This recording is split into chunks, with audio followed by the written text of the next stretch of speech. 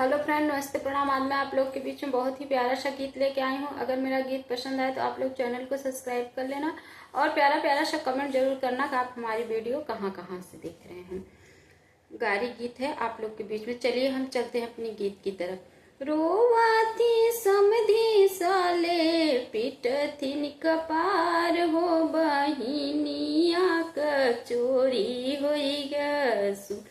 थानेदार हो बहिनिया क चोरी होई ग खोजियाए आजमगढ़ खोजियाए अकबरपुर खोजी आजमगढ़ खोजियाए अकबरपुर खोजियाए फैजाबाद खोजियाए फैजाबाद एक एक दुकान हो बहिनिया क चोरी होई गसु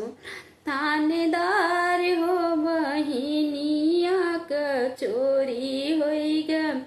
रोवती साले रोवती अगुआ साले पिटथिन कपार हो बहिनिया क चोरी होई ग थानेदार हो बहिनिया क चोरी होई ग खोजियाए सुल्तानपुर खोजियाए प्रतापगढ़ खोजियाए सुल्तानपुर खोजियाए प्रताप खोजियाए लंबुआक एक एक दुकान हो बहिनिया क चोरी हो सुन थानेदार हो बहिनिया क चोरी होई ग रोवती बराती साले पिटथिन कपार हो बहिनिया क चोरी होई ग सुन थानेदार हो बहिनिया क चोरी होई ग खोजियाए बम्बई दिल्ली खोजियाए कलकत्ता खोजियाए बम्बई दिल्ली खोजी आए कलकत्ता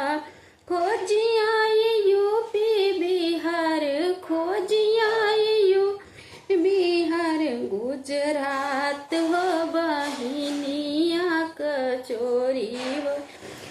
सुन थानेदार हो बहिनी क चोरी होई ग पिटथिन कपार हो बहिनिया क चोरी होई ग सुन थानेदार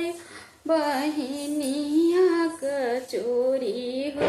रपट लिखे जोरदार बहिनिया क चोरी होई ग। बहुत बहुत धन्यवाद। अगर गीत पसंद आए तो चैनल को सब्सक्राइब कर लेना